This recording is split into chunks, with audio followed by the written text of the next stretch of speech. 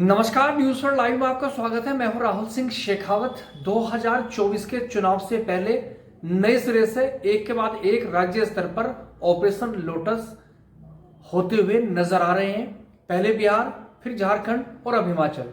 बिहार में खेला हो गया, नीतीश कुमार ने पलटी मारी और दोबारा से एनडीए की सरकार बन गई। उसके बाद झारखंड में मुख्यमंत्री जो हेमंत सोरेन थी तत्कालीन, उनको गिरफ्तार किया गया और कथित रूप से सरकार गिराने की कोशिश की गई, लेकिन उनकी पार्टी झारखंड मुक्ति मोर्चा एनडीए गठबंधन या महागठबंधन में डटी रही और लेकिन सरकार बच गई। और अब इसी कड़ी में हिमाचल प्रदेश में खेला होने की पूरी पटकथा तैयार की गई थी, लेकिन फौरी तौर पर या फिलहाल उस पर ब्रेक लग गया है। राज्यसभा का चुनाव था, कांग्रेस का 40 का बहुमत था, 68 यानी 68 की विधानसभा है, यानी पर्याप्त थम्बिंग जो उनकी मेजोरिटी है। बावजूद उसके कांग्रेस राज्यसभा का चुनाव हार गई और देश के नामी वकील अभिषेक मनु सिंह भी आप जानते हैं कि उसमें कांग्रेस को उम्मीदवार थे। वजह यह कि 6 कांग्रेस के विधायकों ने क्रॉस वोटिंग की थी। यह एक स्थिति है, लेकिन दरअसल कहानी यहां तक नहीं थी। कहानी इसके साथ साथ सरकार को गिराने की थी। वजह यह कि इधर विधानसभा सत्र भी चल रहा था और विधानसभा सत्र में बजट पास होना था और जो विधायक थे जिन्होंने बगावत की थी, जिन्होंने क्रॉस वोटिंग की थी राज्यसभा के चुनाव में, वो दरअसल पंचकुला चला गए थे और पंचकुला में वो थे, वहीं से सारी चीजें ऑपरेट हुई। 3 इनमें साथ ही साथ निर्दलीय विधायक भी उनके साथ थे, मतलब 6 और 3 9। और उसके बाद जो था बीजेपी कांग्रेस के ही एक बड़े नेता रहे हर्ष महाजन जो थे, उनको राज्यसभा में कांग्रेस की मेजोरिटी होने के बावजूद जिताने में कामयाब रही। मतलब कांग्रेस के जबड़े से वो एक सीट उन्होंने निकालने में कामयाब रही। लेकिन साथ ही साथ जो क्रोनोलॉजी थी दरअसल वो दूसरी थी, क्योंकि बजट में यानी जो मनी बिल जिसको आप बोलते हैं, मनी बिल पर सरकार गिराने की भी लगता ही है, यह आरोप ये है कि सरकार गिराने की कोशिश की गई। तो इस पर मुझे याद उत्तराखंड की 2016 की घटना याद आती है, जब हरीश रावत कांग्रेस की सरकार थी, मुख्यमंत्री थे, कांग्रेस में बगावत हुई थी पूर्व मुख्यमंत्री विजय बहुगुणा के नेतृत्व में और दर्जन भर विधायकों ने जो था वहां पर उसमें बगावत की थी और मनी बिल पे जो था सरकार गिराने की कोशिश। तो उसी की जो था एक पुनरावृत्ति हिमाचल में होती नजर आई। लेकिन स्पीकर ने जो 6 विधायक थे उससे पहले जो हंगामा हुआ था, तकरीबन 15 लोगों को जो था विधायकों को वहां से सस्पेंड कर दिया था।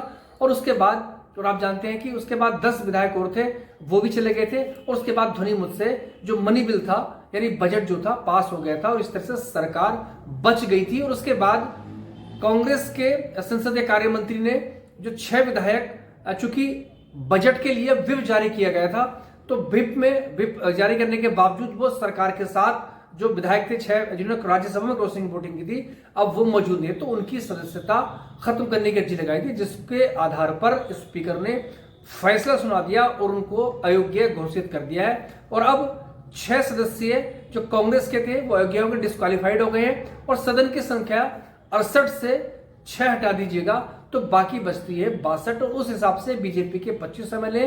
तो फिलहाल कांग्रेस के पास एक थिन जो मेजोरिटी है, लेकिन मामला बिल्कुल लबों आ गया है। और सवाल ये उठता है कि क्या सरकार बच गई है या कांग्रेस का संकट है वो बिल्कुल हल हो गया है, परमानेंट हल हो गया है, या फिर कहानी कुछ और है।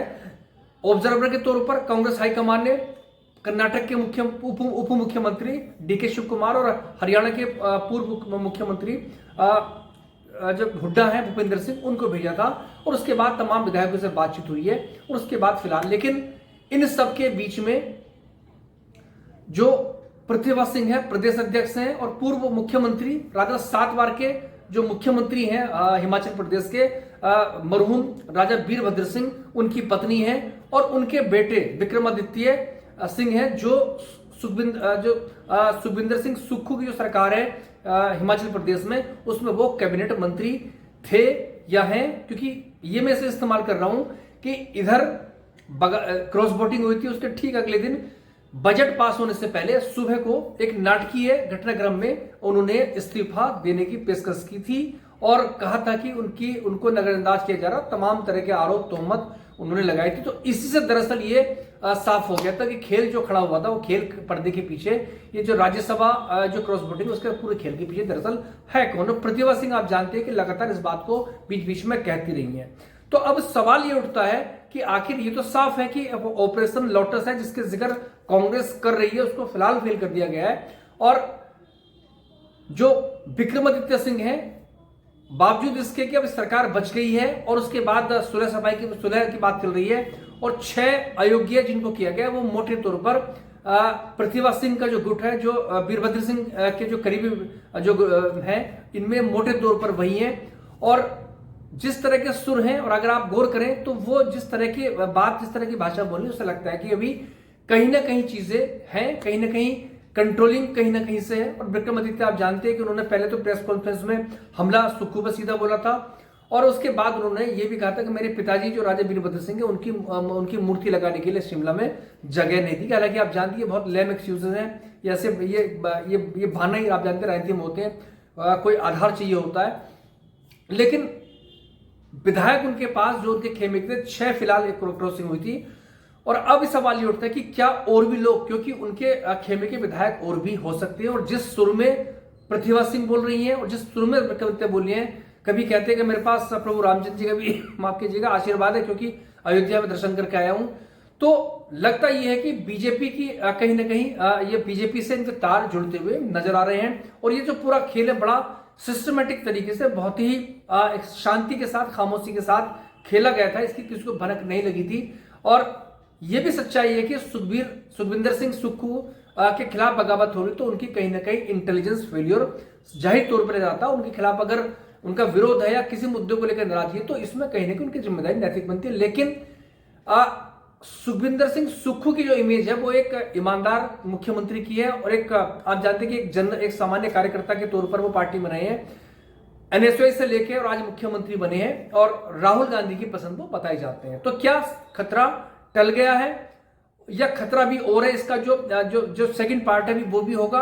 और दूसरी तरफ जो विक्रमादित्य, उनका आखिर भविष्य क्या होगा। और आप जानते हैं कि उनका भी एक उतावलापन कहीं ना कहीं साफ तौर पर नजर आया है। और आपको राजस्थान का जिक्र करना जरूरी है। राजस्थान में अशोक गहलोत के खिलाफ सचिन पायलट ने भी, वो उप मुख्यमंत्री थे, उन्होंने बगावत की थी लेकिन विधायक उनके पास नहीं थे। और लगातार सरकार, हालांकि इलेक्शन में हार गई है, बीजेपी सरकार बन गई, लेकिन लगातार वो उनके खिलाफ, वो भी दोनों के बीच में मतभेद नहीं बल्कि मनभेद थे और वो लगातार तारतम्य चलते, उसका नतीजा हुआ है। और अब हिमाचल प्रदेश में, जो कि पूरे उत्तर भारत में कांग्रेस की एकमात्र सरकार है, वहां पर विक्रमादित्य ने, जिनके पिताजी को 7 बार कांग्रेस ने मुख्यमंत्री बनाया, मुख्यमंत्री बनने का मौका दिया, वो अघोषित तौर पर उन्होंने बगावत की है।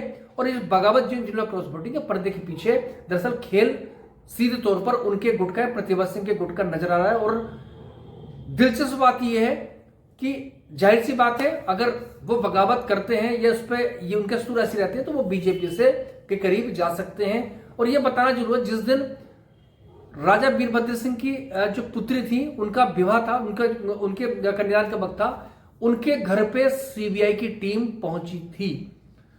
विक्रमादित्य की बहन हुई, प्रतिभा सिंह की बेटी हुई, तो ये भी एक सच्चाई है। उसके बावजूद जो ये घटनाक्रम हुआ, ये हो रहा है, तो ये कई तरह के सवाल खड़े कर रहा है। लेकिन दिलचस्प बात यह कि इस बार कांग्रेस हाईकमान ने बहुत सख्ती दिखाई है, तेजी दिखाई है। वरना आप जानते हैं कि कांग्रेस में निर्णय लेने में एक बहुत धींगा मुश्किल साफ तौर पर होती है, चीजों को टालने की प्रवृत्ति रही है। लेकिन इस बार आज बगावत हुई और ठीक अगले दिन उनकी अयोग्यता जो उनके कांग्रेस के थे कर दी गई। मतलब एक संदेश साफ तौर पे दिया गया है कि अनुशासनहीनता या सर पे तमंचा रख के कोई पद लेना चाहे या किसी को उठाना चाहे तो वो मुमकिन नहीं है। कांग्रेस ट्रांजिशन पीरियड भी है और यह भी सच है कि कांग्रेस, एक नई कांग्रेस कथित रूप से राहुल गांधी बनाने की कोशिश कर रहे हैं। तमाम वो जो यात्रा, उन्होंने पहले भारत जोड़ो यात्रा की थी, भारत जोड़ो न्याय यात्रा कर रहे हैं और उसके जरिए कैडर को एक्टिवेट कर रहे हैं, उनको गैल्वनाइज कर रहे हैं। तो दूसरी तरफ पार्टी के अंदर गुटबाजी है, जो तमाम जो पुरानी जो जमे जमाए लोग हैं वो चाहते हैं उनको आदित्य पद करें, क्योंकि सुखविंदर सुक्खू की जो बैकग्राउंड है, बहुत गरीब परिवार से, उनके पिताजी रोडवेज की बस में वो काम किया करते थे, शायद कंडक्टर ड्राइवर थे, उनके बेटे वो हैं और राहुल गांधी की चॉइस रहे हैं और उनको चूंकि वीरभद्र सिंह की बैकग्राउंड वो राजा थे, रामपुर बुसरा जो वहां एक रियासत थी, वहां के वो राजा हुआ करते थे और लोकप्रिय थे, इसमें कोई दो राय नहीं थी। 7 बार मुख्यमंत्री रहे और विक्रमादित्य सिंह जो है वो खुद कैबिनेट मंत्री है, दूसरी मात्र के मात्र विधायक है। उनकी मां यानी रानी प्रतिभा सिंह सांसद हैं और प्रदेश की कांग्रेस अध्यक्ष हैं। और बगावत के आरोप, ये जो हालात हैं वो साफ तो लग रहे हैं कि बगावत उनके जरिए की गए हैं। अब ये देखना पड़ेगा कि फौरी तौर पर सरकार सुक्खू की बच गई है तो क्या वास्तव में बच गई है या फिर अभी खेल होना बाकी है।